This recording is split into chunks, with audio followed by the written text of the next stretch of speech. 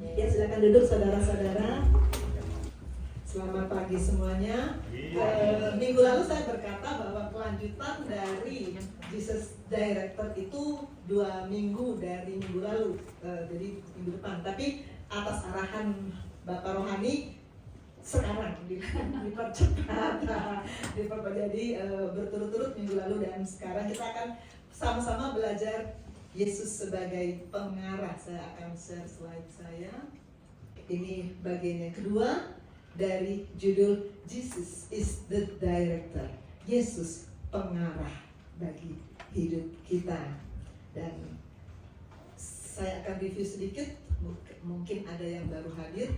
Di 2023 ini tema besar kita adalah Jesus is the Center, dan ada 5 subtema yang sedang kita pelajari minggu demi minggu, bulan demi bulan. Dia adalah sumber, dia adalah penopang, dan untuk sekarang kita sedang belajar dia adalah pengarah, lalu dia adalah pelindung, dan dia adalah tujuan. Kita sama-sama sudah mengikuti Jesus is the Center di tanggal 25 Desember kemarin, dan kemudian Jesus adalah sumber itu di tanggal 1 Januari kemarin, dan sub kedua Yesus penopang kita sudah ikuti berseri-seri. Dari saya sendiri 2 kali menyampaikannya, lalu masih ada Pastor Rio, lalu ada Pastor Jerry, lalu Bapak Rohani sendiri juga menyampaikan Jesus is the upholder. Dan sesudah ini kita masuk ke sub yang ketiga. Minggu lalu saya membawakan Jesus is the Director Part 1, dan sekarang kita masuk pada Jesus is the Director Part 2. Tentu saja akan ada kesaksian-kesaksian dari anak-anak rohani saya yang berbeda dari kemarin. Oke, kita akan sama-sama memperkatakan lagi, mendeklarasikan lagi nats pembimbing yang tadi sudah kita baca di awal. Kita baca bersama-sama, dan saya undang kita berdiri, kita menghormati firman, kita deklarasikan agar Allah mau mendengar. Yohanes 10 ayat 4. 1, 2, 3. Jika semua dombanya telah dibawanya keluar, ia berjalan di depan mereka, dan domba-domba itu mengikuti dia karena mereka mengenal suaranya. Amin. Silakan duduk saudara-saudara. Ini Yohanes 10 ini, di Yohanes 10 ini Tuhan Yesus bicara tentang gembala dan domba. Di Perjanjian Lama kita juga belajar membaca tentang gembala dan domba dari satu pasal yang ada di satu kitab yang sangat terkenal. Saya kira semua sejarang-jarangnya orang baca Alkitab pasti pernah membaca Mazmur 23. Bahkan banyak versi lagunya. Dan Mazmur 23 ini menggambarkan, Mazmur ini sangat indah. Mazmur 23 ini sangat indah, menggambarkan bagaimana kita sebagai domba dan Allah Bapa sebagai gembala. Kita akan baca bersama-sama Mazmur 23, Tuhan Gembalaku yang baik, itu judulnya. Saya akan baca ayat yang ganjil, saudara-saudara, Bapak Ibu baca ayat yang genap. 1, 2, 3. Mazmur Daud, Tuhan adalah gembalaku, takkan kekurangan aku. Ia memberikan aku di padang yang berumput hijau. Ia membimbing aku ke air yang tenang. Ia menyegarkan jiwaku. Ia menuntun aku di jalan yang benar oleh karena namanya. Sekalipun aku berjalan dalam lembah petualangan, aku tidak takut berbahaya. Sebab Engkau besertaku, dan memberkati aku kebenaran hidupku. Engkau menyediakan hidangan bagiku di hadapan lawanku. Engkau mengurapi kepalaku dengan minyak. Pialaku penuh melimpah. Kebajikan dan kemurahan Bapa akan aku hidupku.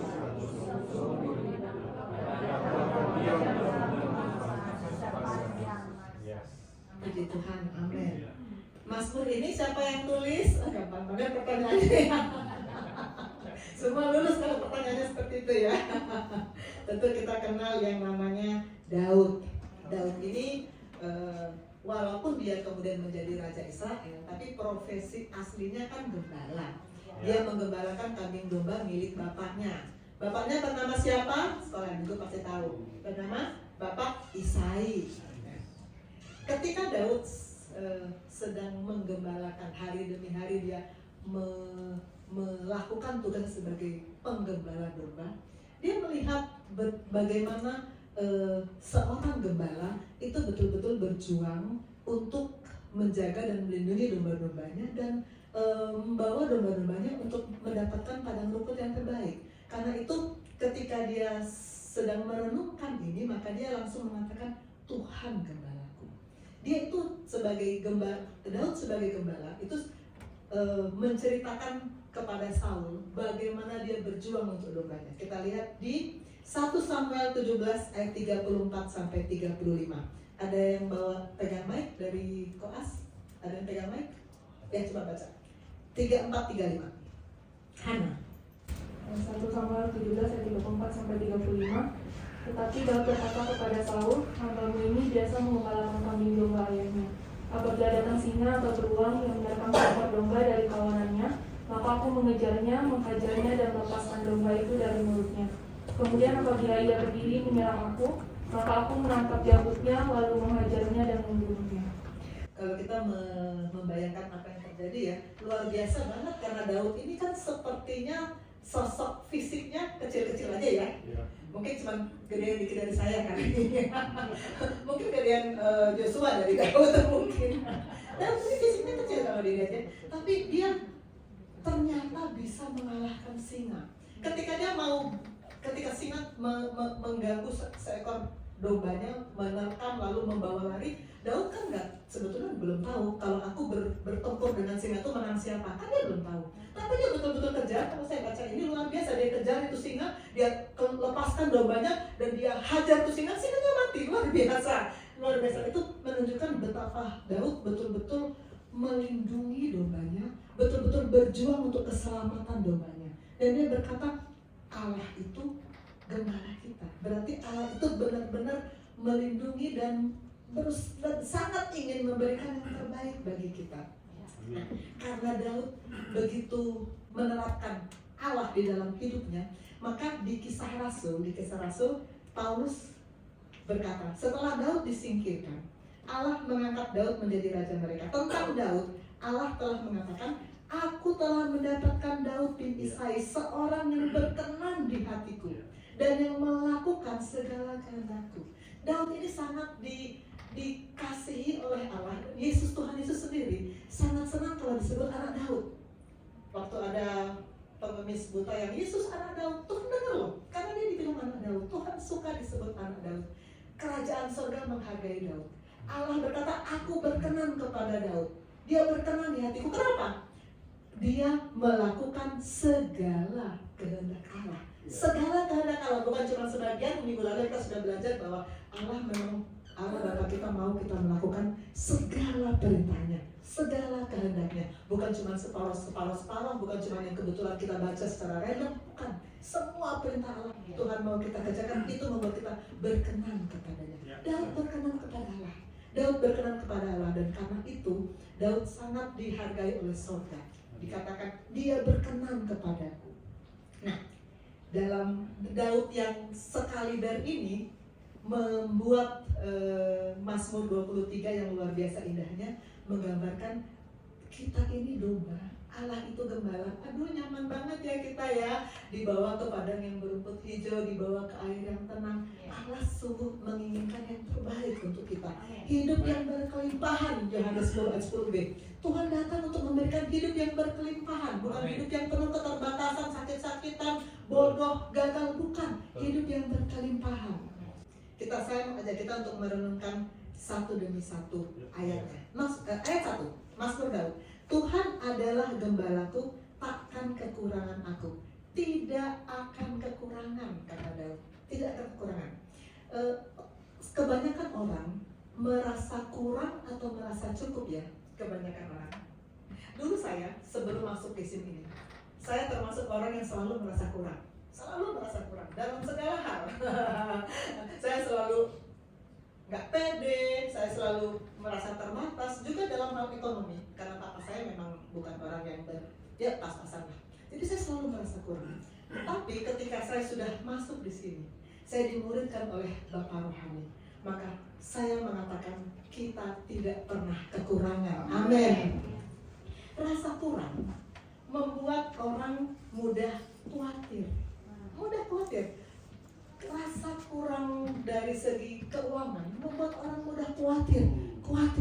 Ini nanti ini gimana?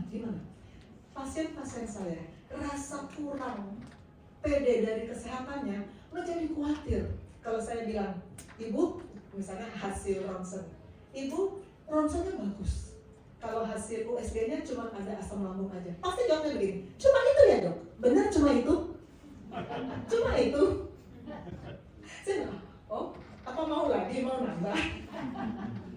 Misalnya PDM Felix ngasih ke saya misalnya sepotong kue, lalu kalau saya bilang cuma ini, artinya apa? Minta lagi kan? Cuma ini, mau lagi dong gitu ya.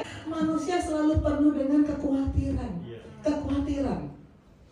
karena merasa kurang. Pasien bilang, hanya ini penyakit saya. Sering sekali pasien bilang gitu, seperti gak puas, pengennya penyakitnya banyak. Pengennya penyakit apa? Karena khawatir. Kemarin di Polis, saya gak tahu dari koas yang ada di samping saya siapa, ada pasien bilang, bener dok, hanya ini penyakit saya. Soalnya saya khawatir. Saya langsung bilang gini, ibu, 1 Petrus 5 ayat 7, serahkan kekhawatiranmu kepada dia. Langsung ibu tuh berubah mukanya dan dia bilang, oh iya tuh, iya dokter.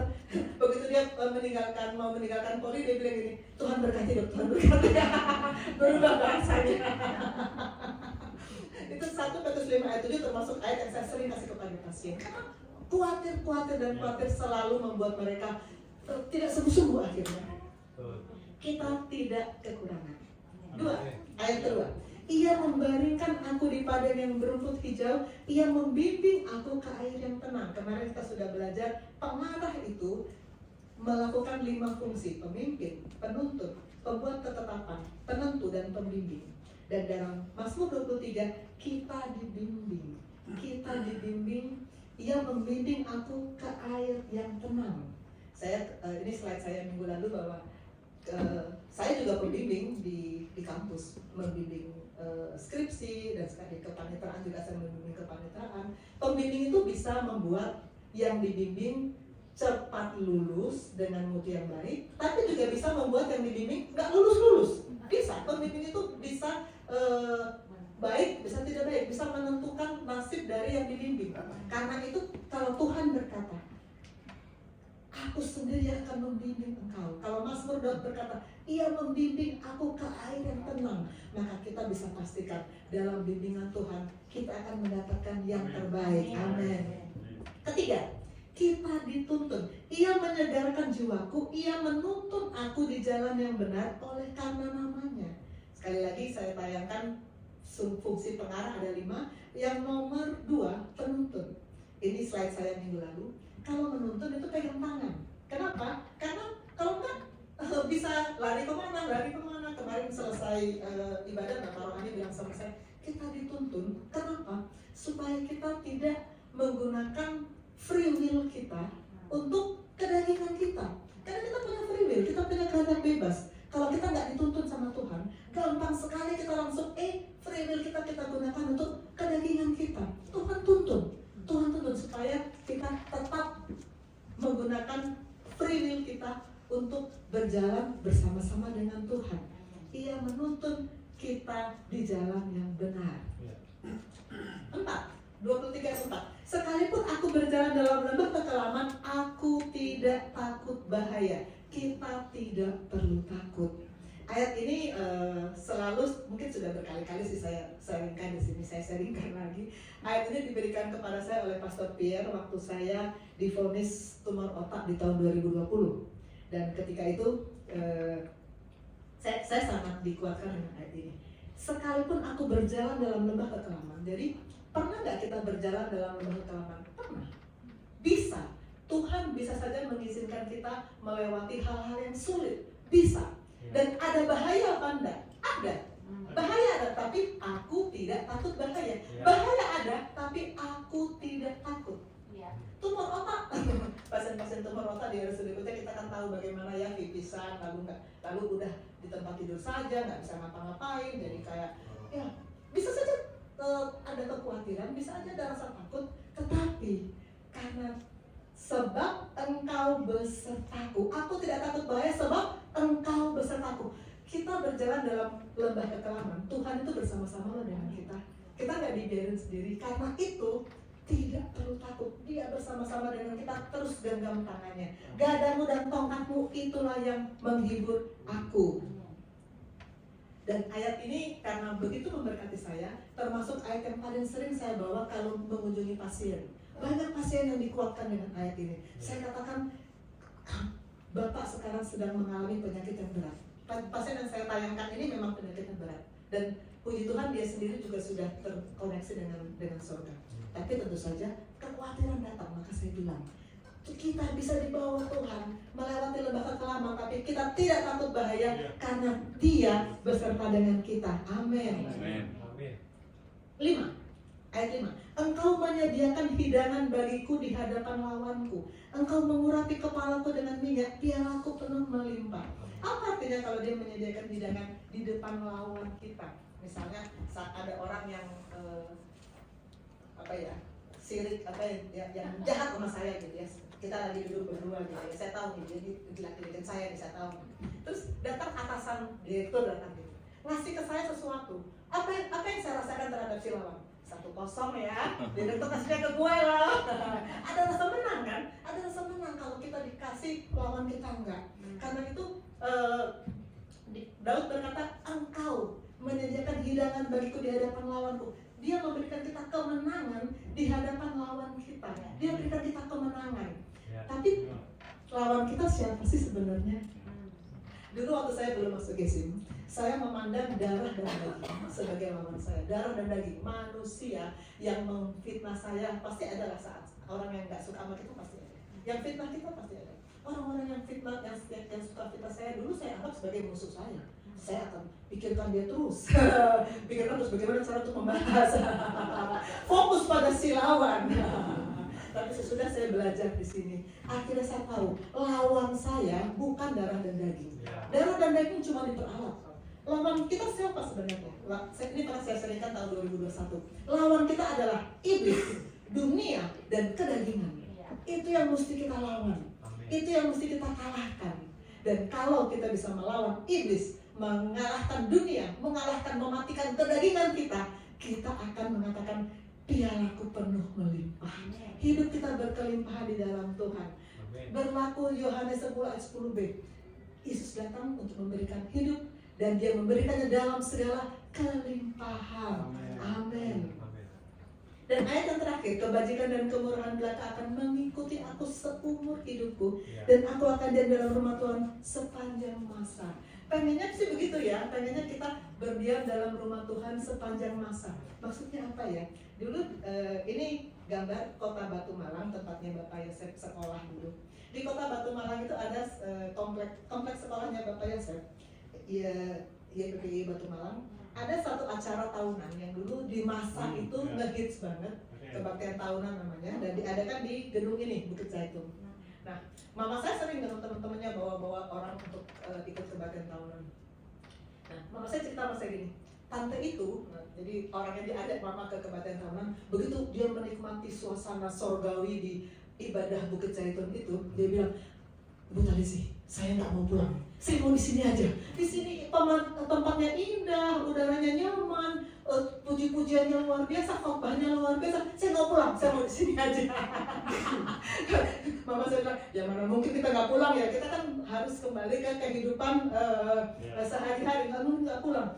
Kita kalau sudah ada di suasana seperti itu kan pengennya di situ terus, tapi nggak bisa kan, kita kan harus kembali ke kehidupan sehari-hari. Seperti apa nih maksud dalam rumah Tuhan sepanjang masa? Apakah di sini sorga yang jalannya terbuat dari emas? Beberapa waktu udah agak lama, tahun yang lalu Pastor Pierre pas sharing, Pastor Pierre lagi yang saya cerita ini. Saya udah lama gak ketemu beliau. Dia bilang gini, siapa yang percaya, yang yakin kalau mati masuk surga? Semua angkat tangan. Pasti dong, semua angkat tangan. Terus pertanyaan kedua mungkin yang jemaat lama masih ingat. Dia pertanyaan kedua apa? Siapa yang mau duluan? Semua turun tangan. Siapa yang mau duluan? Semua turun tangan. Nggak ada yang mau duluan. Kita tahu surga itu begitu indah, tapi kita memang menunggu waktu Tuhan kan, bahwa Tuhan masih taruh kita di sini karena ada rencana Tuhan yang mesti kita lakukan. Kita diselamatkan tujuannya bukan untuk masuk surga. Kita diselamatkan tujuannya untuk memuliakan Tuhan, menyelesaikan tujuan Tuhan. Karena untuk masuk surga sudah beres saat kita diselamatkan. Sekarang kita mengisi hidup yang Tuhan berikan untuk kemuliaan Tuhan. Nah, bagaimana supaya kita bisa merasakan hidup dalam rumah Tuhan sepanjang masa? Doa Bapa kami, Matius 6 ayat 10. Datanglah kerajaanmu, jadilah kehendakmu di bumi seperti di sorga. Suasana sorga itu harus kita tarik di tempat kita berada, di rumah kita, di pekerjaan kita, di lingkungan kita. Kita harus menarik suasana sorga itu menjadi suasana tempat kita berada. Itulah yang membuat kita berada dalam rumah Tuhan sepanjang masa. Seperti apa? Seperti apa nilai-nilai kerajaan surga yang harus kita tarik di tempat kita beraktivitas. Ini pengajaran pastoral. Inilah nilai-nilai kerajaan surga. Tentu saja saya tidak mengatakan ini sekarang. Ini pengajaran pastoral yang selalu diberikan kepada murid-murid saya dalam permodulan. Ini sejumlah 13 nilai ini adalah sejumlah nilai-nilai kerajaan yang Tuhan ajarkan ketika dia khotbah di bukit. Dan ini nilai-nilai kerajaan yang harus kita bawa untuk membuat suasana sorga itu hadir di tempat kita bekerja, di keluarga kita, di tempat kita beraktivitas. Maka kita bisa diam dalam rumah Tuhan sepanjang masa. Amin. Kita pindah lagi ke Yohanes. Tuhan Yesus yang mengumpamakan dia sebagai gembala dan murid kita manusia sebagai domba. Yohanes 10 ayat 3 dan 4. Yohanes 10 ayat 3. Untuk dia, penjaga domba membuka pintu dan domba-domba mendengarkan suaranya, dan ia memanggil domba-dombanya masing-masing menurut namanya dan menuntunnya keluar. Jika semua dombanya telah dibawanya keluar, ia berjalan di depan mereka, dan domba-domba itu mengikuti dia karena mereka mengenal suaranya. Domba harus mendengar suara gembala terlebih dahulu. Harus mendengar suara gembala. Kalau tidak ada suara gembala yang datang, domba mau tahu mana gembala, bagaimana caranya? Harus mendengar suaranya. Baru kemudian bisa ikut. Ini gambar yang minggu lalu saya tayangkan. Pemimpin berjalan di depan dan semua anggotanya ikut. Karena ada pemimpinnya, karena ada suara gembala, dan kita ikut arahan dari suara gembala itu. Gembala berjalan di depan, kita ikut dia. Kalau kita ikut Yesus artinya apa? Kita ikuti setiap perkataannya. Ikut dia berarti ikut perkataannya. Ikut perkataannya berarti firman-Nya harus datang tiap-tiap hari. Tidak mungkin kita bisa bilang, saya ikut Yesus tapi nggak pernah baca Alkitab. Nggak mungkin. Itu surga ketawa, geli, bikin lama-lama itu. Ngaku-ngaku itu Tuhan. Mana baca firman aja nggak pernah. Karena kita mengenal suaranya. Amin. Saya panggil Hana. Hana ini IPD 47, silakan. Sekarang lagi kelas di mana ya? Lagi IKM. Oh, lagi di kampus ya, lagi IKM. Hana ini salah satu yang ikut di Mission House waktu itu ya. Dan sebenarnya sudah pernah sharing di sini, dan dia mau menyaksikan bagaimana Tuhan menjadi pengarah dalam hidupnya. Silakan Hana. Hana dari Kalimantan ya? Dari Kalimantan. Nah, anaknya Bu Devi. Selamat pagi teman sekalian, Shalom. Hari ini saya diberikan kesempatan oleh Dr. Susan untuk bisa sharing mengenai bagaimana Tuhan itu menjadi pengarah dalam hidup saya. Jadi orang-orang yang mengenal saya itu pasti tahu kalau saya orangnya perfeksionis dan punya sifat yang menurut saya juga kurang baik dan masih jadi pergumulan sampai sekarang. Yaitu saya maunya saya pegang kendali atau kontrol dalam hidup saya. Sehingga sebenarnya koas itu merupakan suatu tantangan untuk saya karena saya nggak punya kendali untuk koas. Jadi yang menentukan itu semua kampus yang nentuin habis ini saya dapat bagian apa, di rumah sakit mana, di daerah mana, anggota kelompoknya siapa aja. Nah, sewaktu saya tahu saya mendapatkan kepanitraan di RSUD Koja, lebih tepatnya IPD, itu saya sempat bertanya-tanya kepada Tuhan, kenapa ya Tuhan mengarahkan saya kembali ke RSUD Koja? Karena sebenarnya saya sudah pernah menjalani beberapa stase sebelumnya di RSUD Koja. Dan waktu saya menjalani stase tersebut, kondisi saya itu menurut saya kurang baik karena ada berbagai faktor internal. Seperti saya mulai jenuh dan juga saya mulai kangen rumah, homesick kayak gitu ya. sehingga kondisi yang kurang maksimal itu membuat saya juga jadi kurang maksimal dalam menjalani stase saya. Jadinya saya beberapa waktu itu sempat kondisinya kurang baik, dan jadinya kalau saya ingat RSUD Koja, saya ingat itu kenangan-kenangan yang kurang menyenangkan seperti itu. Nah, dan menurut saya normal ya kalau misalnya ada satu tempat atau sesuatu yang kurang menyenangkan bagi kita, pasti kita menghindari kalau kita nggak mau ke situ kan ya. Nah, makanya waktu saya tahu saya harus kembali ke RSUD Koja itu saya sempat bingung gitu ya. Tuhan tahu kan ya saya waktu yang saya jalani di RSUD Koja sebelumnya itu bagaimana, kenangan-kenangan yang kurang menyenangkan di situ seperti apa. Tapi kok Tuhan malah bawa saya kembali ya ke RSUD Koja seperti itu. Tapi ternyata setiap arah dan jalan yang Tuhan tunjukkan kepada kita itu pasti ada maksud dan tujuannya, walaupun di awal kita nggak mengerti. Ternyata cerita saya di RSUD Koja kali ini tuh berbeda. Saya bisa dipertemukan dengan Tuhan, salah satunya dengan Dr. Susan, seorang guru yang bukan hanya membimbing saya secara akademik, tapi juga memperhatikan kehidupan kerohanian koasnya. Beliau menjadi contoh juga bagi saya bahwa di tengah kesibukannya, beliau masih menyempatkan untuk melakukan pelayanan pribadi kepada setiap koas. Kemudian koas-koasnya juga diajak untuk melakukan pelayanan doa langsung pada pasien. Kemudian beliau juga hadir di setiap permodulan koasnya dan selalu rajin mengirimkan renungan pagi harian ke grup WA, sehingga saya sendiri yang sering menjadikan kesibukan sebagai alasan itu seperti diberikan Tuhan contoh, ini loh kalau memang kamu setia sama saya, kesibukan itu bukan suatu alasan. Kemudian saya juga dipertemukan melalui Dr. Susan dengan keluarga baru di tempat ini, di mana di tempat ini saya setiap minggunya bisa mendapatkan pengajaran yang secara pribadi banyak menegur saya dan mendorong saya untuk mengevaluasi kembali hubungan pribadi dengan Tuhan itu sebenarnya sudah sejauh apa. Kemudian satu persatu kenangan yang kurang menyenangkan itu diubahkan Tuhan. Salah satunya Natal tahun 2001 dan tahun baru 2022 itu saya merupakan Natal pertama saya jauh dari keluarga. Saya sendirian di kos di Semarang, di daerah yang nggak pernah saya datangi sebelumnya sendirian. Tapi ternyata Natal tahun 2002 dan tahun baru 2023 itu Dr. Susan ajak kami untuk pergi ke Mission House, dan di situ bisa berkumpul dengan saudara seiman menyambut tahun baru, bahkan bisa main Uno bareng sampai tengah malam dengan Dr. Susan juga. Nah, jadi dari yang saya alaminya adalah mungkin arah atau tujuan yang Tuhan tunjukkan kepada kita itu tidak selalu sesuai dengan harapan kita. Mungkin tidak selalu semenyenangkan yang kita harapkan.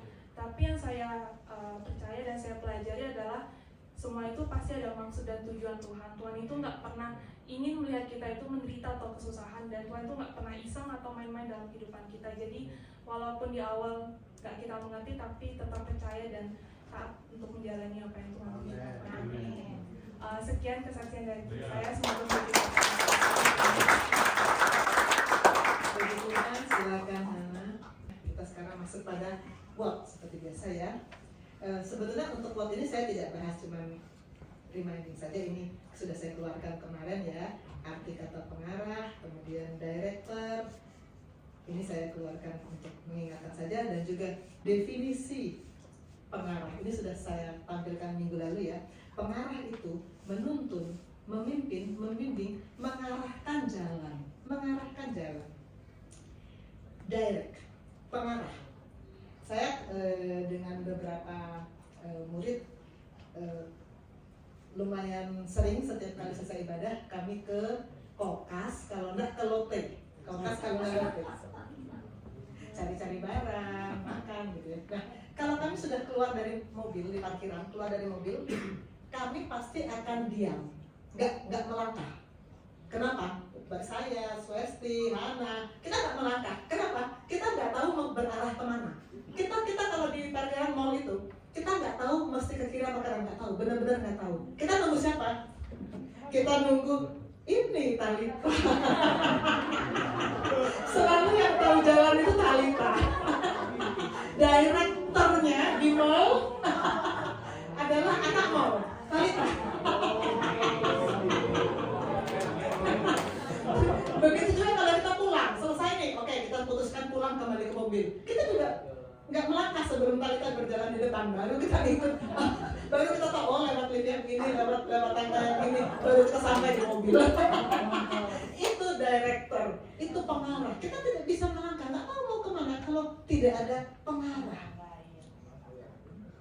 Mengarahkan kita lewat mana? Nah, pengarah kemarin sekali lagi ya sudah saya definisikan: memimpin, menuntun, membuat ketetapan, penentu dan pembimbing.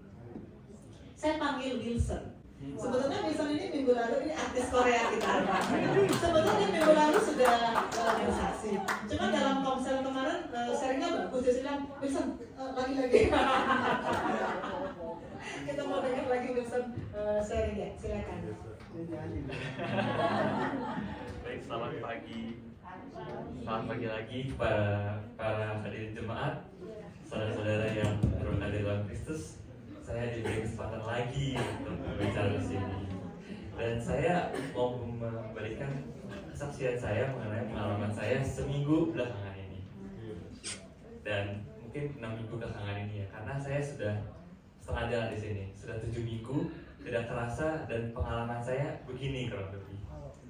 Dan biasanya di stase-stase sebelumnya, di minggu ke-7 itu saya sudah bisa merasakan, oh begini nih cara kerjanya. Oh, di sini tiap hari minggu kita harus ke gereja, kita harus menyembah Tuhan. Oh, kita nggak boleh aneh-aneh nanti kena marah dokter yang lain, gitu. Misalnya gitu.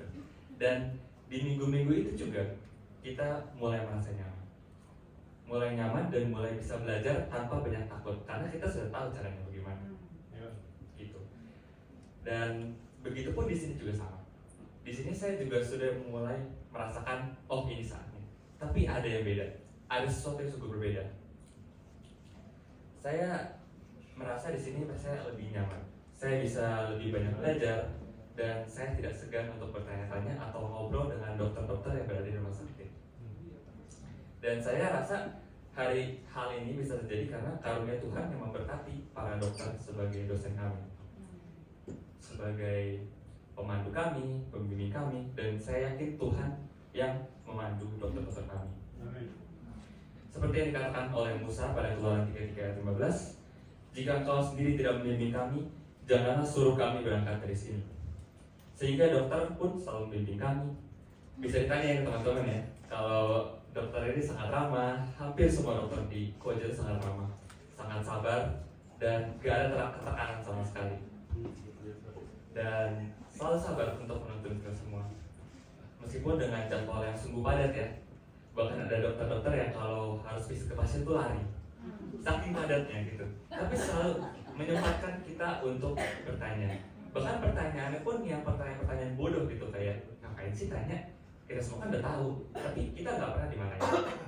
Bahkan kita pernah di-encourage untuk gak apa-apa, tanya aja, meskipun kecil juga gak apa-apa deh gitu. Yang penting tanya daripada nggak tanya. Dan semuanya terjadi karena apa? Semuanya terjadi karena bimbingan oleh Tuhan. Bimbingan dari Tuhan, direksi dari Tuhan. Tuhan menuntun dokter-dokter, mengarahkan para dokter-dokter untuk mengarahkan kita. Dan Tuhan juga pasti ingin kita semua masuk kepada rumput yang hijau, seperti yang tadi dikatakan. Dan dokter-dokter juga pasti ingin menuntut kita melakukan lebih baik. Tidak ada maksud yang jelek, tidak ada maksud apa, cuma ingin menuntut. Dan biasanya kalau di stase lain ya, saya kalau ingin bertanya, karena pertanyaan saya banyak yang bodoh gitu ya, banyak yang sederhana banget gitu, takut gitu kalau nanya, takut dibilang, gitu aja kok nanya sih, kamu belajar gak sih? Kan jadi takut ya. Tapi di sini enggak, dan itu enggak lagi jadi penghambat proses belajar saya. Dan saya jadi tahu kalau oh memang harus seperti ini. Harusnya memang kalau belajar dengan dokter, belajar di kos itu seperti ini. Dan sekali lagi itu pasti karena Tuhan, karena bimbingan Tuhan. Dan pastinya ini bukan sebuah kebetulan. Pertama-tama mungkin kebetulan nih, kok bisa nih dapat di Jakarta lagi, kok bisa dapat di Koja. Tapi setelah masuk ke Geshim dan mulai mendengarkan khotbah bahwa Jesus is the director, saya merasakan kalau ini bukan kebetulan, sama sekali bukan. Ini adalah jalan Tuhan. Meskipun kemarin mungkin saya pernah bilang ya, kalau saya sempat jauh dari Tuhan, saya sempat tidak berdoa, tapi ternyata Tuhan tetap menuntun saya dengan jalan-jalan yang tidak bisa saya lihat, dengan jalan-jalan yang misterius. God works in mysterious ways. Dan saya rasa di sini merupakan karunia Tuhan. Being here is a blessing. Ini adalah berkat. Dan Saya yakin bahwa Yesus yang mengarahkan saya sampai ke tempat ini. Begitu juga dengan pastor-pastor dan dokter-dokter yang selalu mendorong saya untuk pelayanan di sini, entah menjadi usher, entah kasihan seperti sekarang gitu ya. Jadi memang sungguh berkat Tuhan sangat-sangatlah besar terjadi di sekitar kita. Kita hanya cukup untuk melihat, kita hanya perlu peka. Dan kiranya kesaksian saya dapat memberkati saudara sekalian. Berapa minggu lagi kalian ya? 3 dokter. Berarti siapkan Sebuah lagu. siapkan kesaksian pujian untuk penampilan terakhir kalian ya. Baik dokter. Oke, puji Tuhan. Saya lanjut. Siapa yang diarahkan oleh Tuhan? Ini yang minggu lalu sudah saya sampaikan, saya hanya judulnya saja ya. Pertama kita sudah belajar tentang Abraham ya, diarahkan Tuhan luar biasa. Kedua kita juga sudah belajar bangsa Israel, diarahkan Tuhan luar biasa juga. Dan ketiga saya sudah menceritakan saya sendiri bagaimana Tuhan mempertemukan saya dengan gereja ini yang tadinya saya mencari-cari di mana saya bisa bertumbuh, di mana saya bisa pelayanan. Ternyata di sini Tuhan mengarahkan saya dan saya sungguh puji Tuhan bahwa saya tertanam di gereja ini. Dan saya katakan kemarin saya tidak akan pindah gereja lagi. Keempat, saya panggil Vano.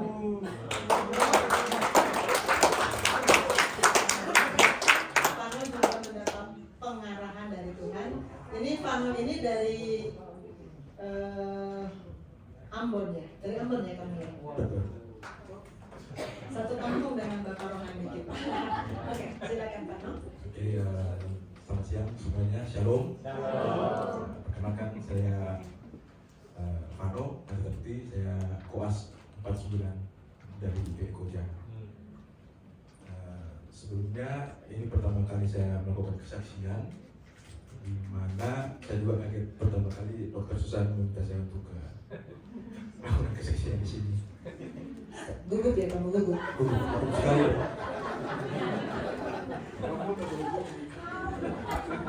Oh, itu mic jangan pegang. Kamu bilang pele putus. Oke, sebelumnya saya itu dulu pernah pelayan di gereja saya di Ambon. Namun karena tuntutan perkuliahan dan tuntutan koas, maka saya harus keluar dari Ambon. Kemudian saya berjalan waktu, saya merasa hubungan saya dengan Tuhan itu terputus. Nah, awalnya itu ketika koas saya mendapatkan saksi di Semarang. Kemudian selesai dari stase Semarang, saya mendapat stase di IPB Koja.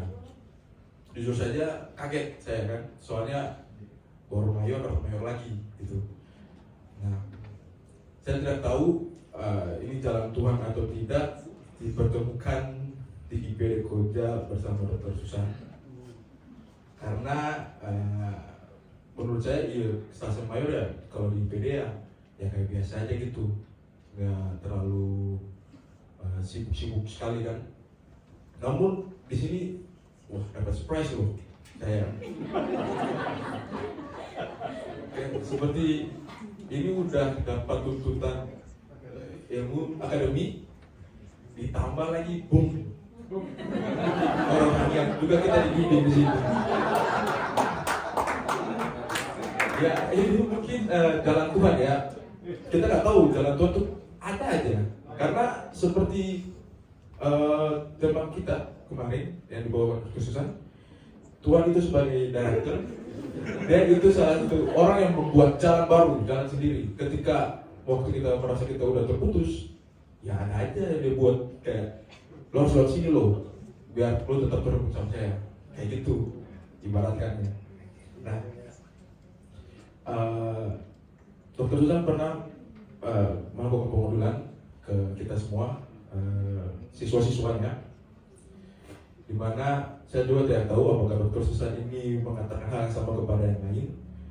Dr. Susan ngomong ke saya, kamu tuh harus selalu berkomitmen sama Tuhan, selalu terhubung sama Tuhan. Nah di situ jujur saya terpukul karena awalnya itu saya di Ambon itu terus terhubung dengan Tuhan. Saya itu salah satu tim pelayan musik di gereja saya. Nah kemudian Pelayan musik apa? saya biasa keyboard bisa. Bisa diculik pastor. Baru tahu kita. Nah itu ketika Dr. Susan mengarahkan itu, jujur ketika terputus dengan Tuhan yang saya rasakan itu, saya kembali ke dunia saya yang lama, emosi saya tinggi. Itu kalau ada apapun yang menurut saya itu tidak sesuai dengan keinginan saya, kamu pasti marah-marah, ngomong-ngomong gak jelas. Tapi ketika Dr. Susan mengarahkan saya untuk ayo dong coba terhubung dengan Tuhan terus menerus. Ya saya juga tahu pasti Tuhan memakai Dr. Susan, salah satu alat yang dia pakai buat coba dong tolong benerin ini anak gitu. Nah ketika saya mencoba, awalnya memang berat untuk membangun komunikasi lagi dengan Tuhan, ada terkoneksi. Itu berat sekali, kita harus bangun pagi, kita harus mengawali buka mesbah lagi. Nah ketika itu terjadi, saya mulai mengalami perubahan selama kurang lebih 6 minggu di sini.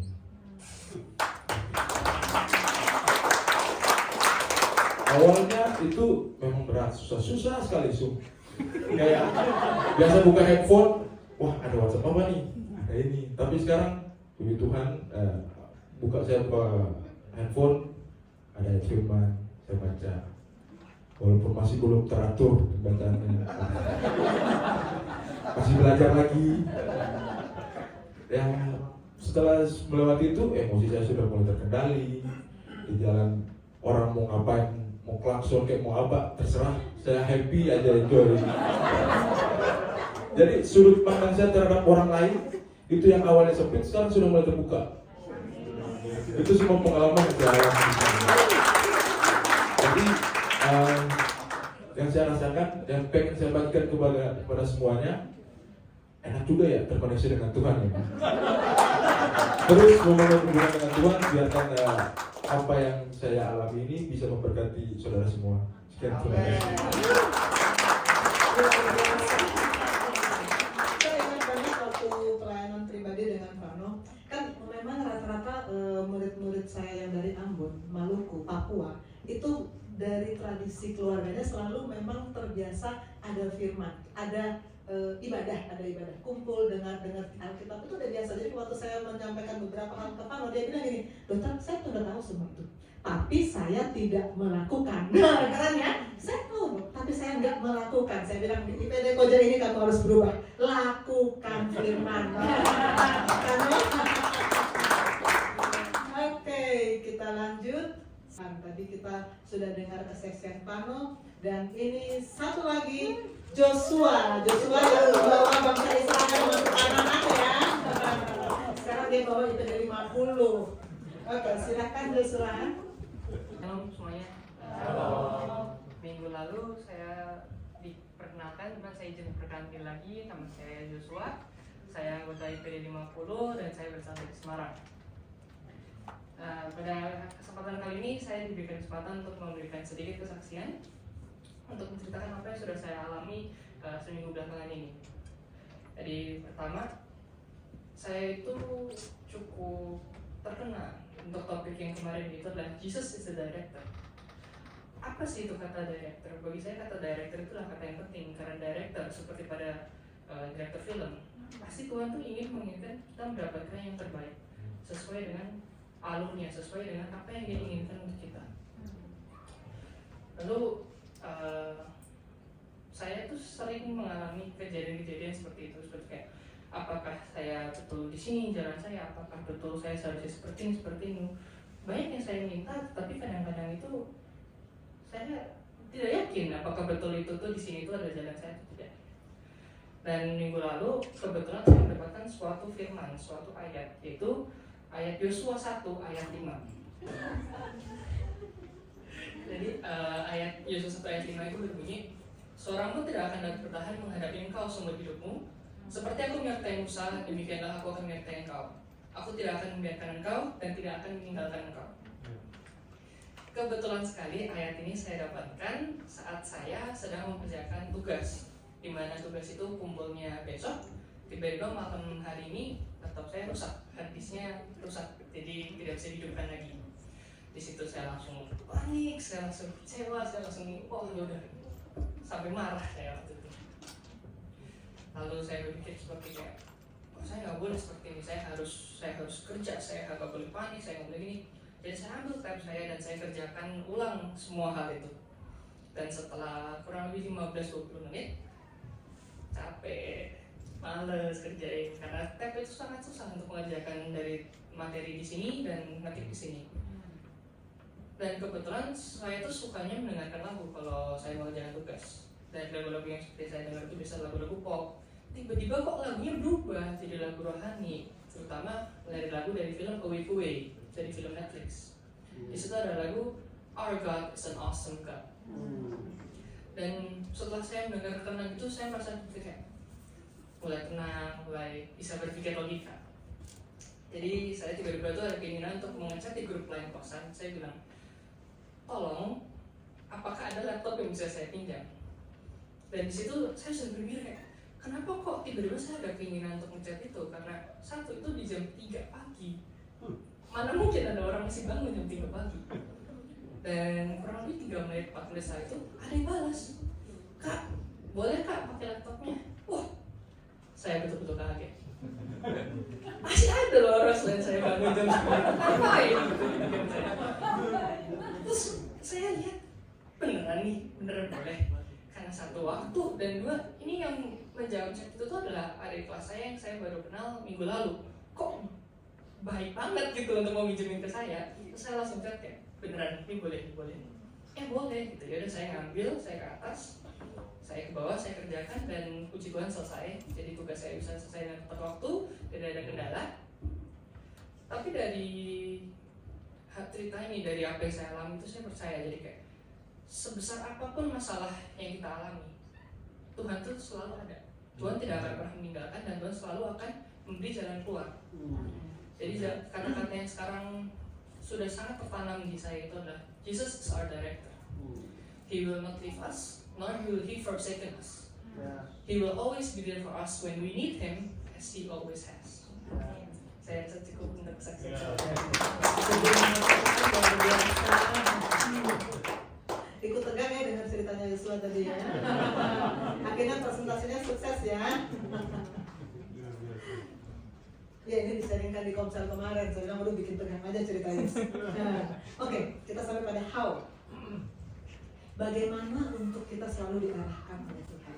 Pertama saya sudah kutip ini minggu lalu.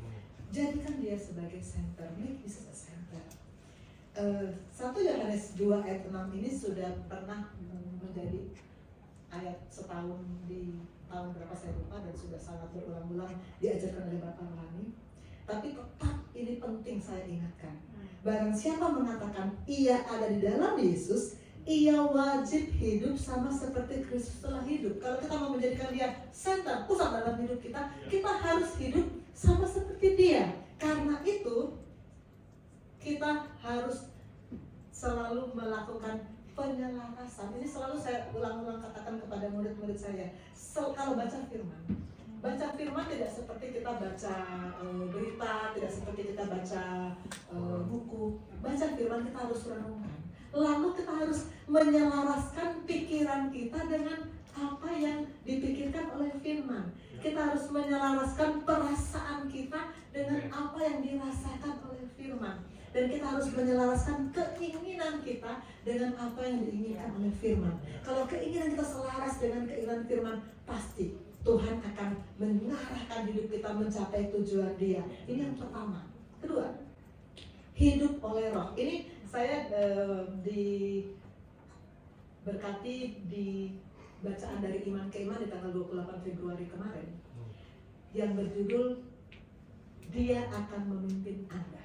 Di Galatia 5 ayat 16 dikatakan, maksudku ialah hiduplah oleh roh, maka kamu tidak akan menuruti keinginan daging.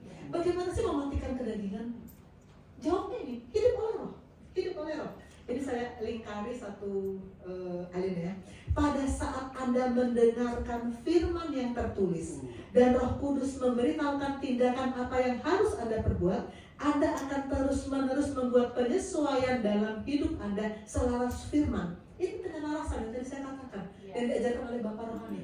Saat membaca, ini ada kalimat pertama, pada saat Anda mendengarkan firman yang tertulis, mendengarkan firman yang tertulis. Ini juga Bapak Rohani mengajarkan saya, kalau membaca firman yang tertulis Alkitab, perkatakan, bersuara, jangan dalam hati. Karena kalau kita bersuara, maka telinga kita mendengarkan firman yang tertulis itu akan bekerja lebih luar biasa daripada kita baca dalam hati lalu kita ngantuk-ngantuk. Karena kita mau merenungkan dan kita mau menyelaraskan. Kita mendengarkan. Sejak saya dimuridkan, saya kalau baca Alkitab selalu bersuara. Kita mendeklarasikan firman. Di situ iman kita mulai bertumbuh, dibangun karena kita mendeklarasikan firman. Pada saat Anda mendengarkan firman yang tertulis, Roh Kudus memberitahukan tindakan apa yang harus Anda perbuat. Ada sesuatu kehidupan yang datang. Tidak beda dengan kita baca berita.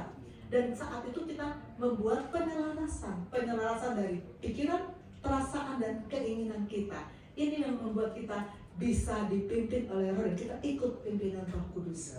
Ikut pimpinan Roh Kudus. Ketiga, terima firman tiap hari. Ini sudah saya bahas di Uphold, Jesus is the Upholder di sebulan yang lalu ya. Terima firman tiap hari. Ini kenapa ini muncul lagi? Karena saya diberkati oleh dari iman ke iman tanggal 7 Maret. Tanggal 7 Maret itu ayatnya adalah satu gabungan dengan yang Yesus adalah gembala tadi. Di Yohanes 10 ayat 27. Domba-dombaku mendengarkan suaraku dan aku mengenal mereka dan mereka mengikut aku. Dimulai dari mendengarkan suara. Maka suara Tuhan harus datang tiap-tiap hari. Kita harus terima firman tiap-tiap hari. Di This is Upholder saya memberikan slide ini.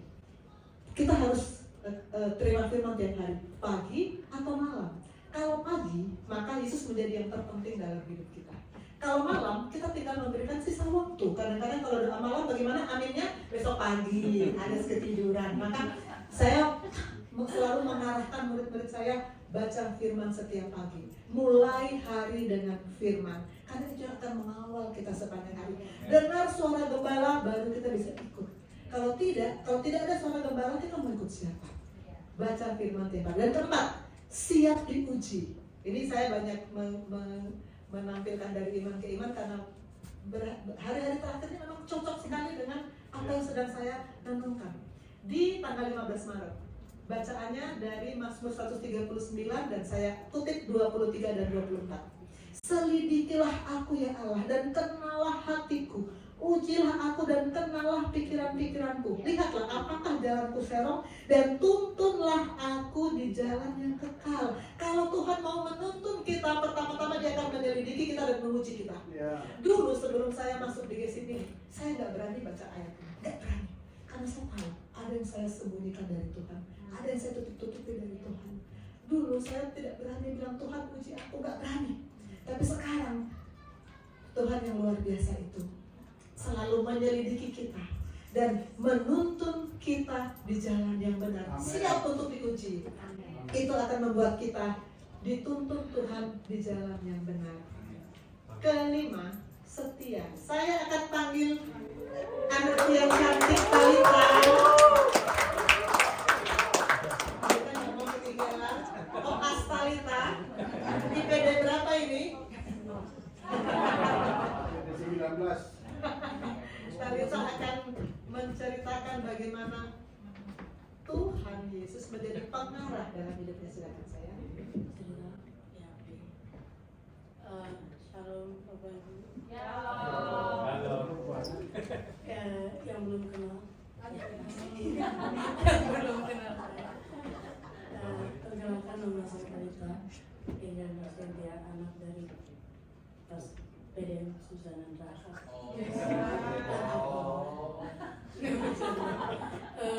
Biasanya kalau ngomong kayak gini enak bisa nyuruh kakak kan kayak duluan aja. Kita nggak bisa saya sendiri. Dia di belakang nggak sulit. Iya Marit. Mau kesaksian sedikit. Yang tahu-tahu aja ceritanya. SMA kayak ya SMA benar. Tadi Aldo anaknya bukan malas sih, lebih ke kayak banyak aja alasannya.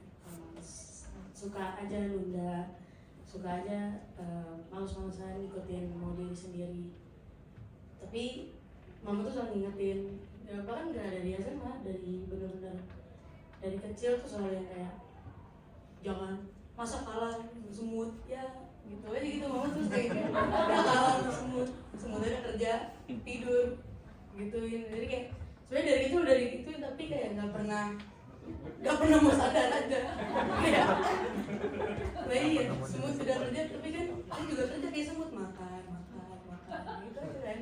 Tapi baru sadarnya tuh pas udah mau lulus SMA. Ya, ini cerita yang tahu-tahu aja. Kisah SMA saya, perjalanan yang naik turun kanan kiri atas bawah jungkir balik apapun itulah yang terjadi. Ya yang kalau mama bilang ya lulusnya lolos, bukan bagus, lolos aja yang penting kan, itu kata mama. Jadi pas masuk dunia yang baru, dunia kuliah sekarang itu shock, kaget karena bukan dunia yang biasa kayak SMA atau SMP gitu, bukan dunia yang sama lagi yang masih bisa sering-sering main aja gitu, terserah diri sendiri, masih mikirin yang kayak ya kan aja ada guru yang ngingetin santai aja kita tidur aja gitu kan. Tapi ternyata masuk kuliah tuh nggak ada yang ngingetin, bener-bener nggak ada yang ngingetin, jadi ngingetin diri sendiri. Ya paling yang ujung-ujungnya ngingetin ya mama, terus mama, habis itu mama. Jadi ya udah itu bertumbuhnya udah di mama doang. Tapi ya akhirnya masuk kuliah tuh masih ada sifat anak SMA-nya yang mau main doang. Jadi kayak masuk kuliah tuh pengennya ketemu dunia baru, bikin dunia baru, main, bersosialisasi, terus pulang. Udah gitu aja, pengen yang kayak belajar tuh yang kayak nah itu belajarnya saya. Itu bagian dari belajar saya, bengong aja. Tapi makin kesini tuh kayak suka tiba-tiba kalau misalnya udah mulai males dikit atau kayak udah mulai mau nunda-nunda tuh kayak nggak ada mama aja tuh ada suara mama yang kayak di samping tuh, ya masa kalah sama semut, bangun. Kalau mama kemarin kirimin ayat, Al-An'am ayat 6, hai pemalas pergilah kepada semut akunya dan jadilah baik bijak. Jadi pas banget lagi. Terus ini kayak ya pokoknya setiap kali udah mulai malas, udah mulai nggak niat ngapa-ngapain itu tuh kayak yang kayak kalau misalnya yang kayak banget. Padahal udah kelas paling siang, jalan tuh udah paling siang, paling mepet. Tapi kayak tetap aja gitu malasnya tuh semangat banget, malasnya tuh semangat. Tidak mau selesai gitu. Jadi tapi kayak setiap kali malas muncul malas, belajar malas, nggak mau dengerin atau kayak bener-bener yang mengikuti diri sendiri aja tuh kayak gak ada mama tuh ada suara mama yang kayak gitu lah.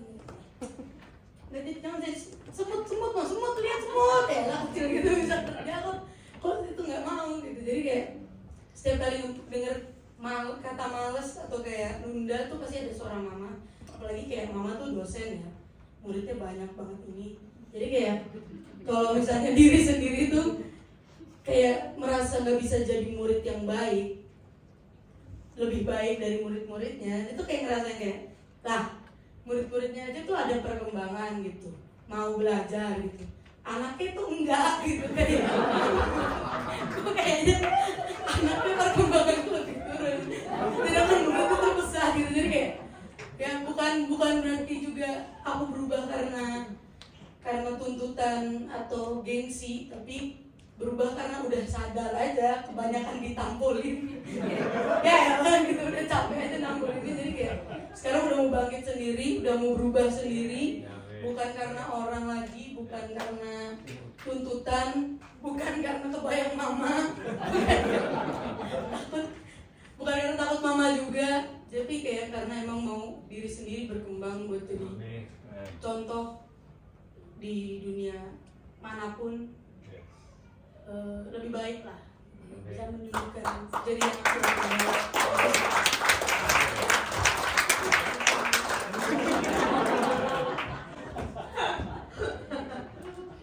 Ya puji Tuhan, Talita dia kemarin bilang sama saya Yeskel 20 ayat 19 ini nampol di dia katanya. Ini slide saya minggu lalu ya. Akulah Tuhan Allahmu, hiduplah menurut ketetapan-ketetapanku dan lakukan peraturan-peraturanku dengan setia. Setia. Kita minggu lalu kan saya cerita bahwa banyak orang yang mengatakan, oh dulu, dulu saya aktif dokter, oh dulu saya, tapi dulu, sekarang bagaimana? Kita harus setia. Oke, saya rasa kita masuk dalam kesimpulan. Yesus itu pengarah bagi kita. Supaya dia menjadi pengarah, ada 5 poin. Pertama, jadikan dia pusat hidup. Kedua, hidup oleh Roh. Ketiga, terima firman tiap hari. Keempat, siap diuji. Dan kelima, setia.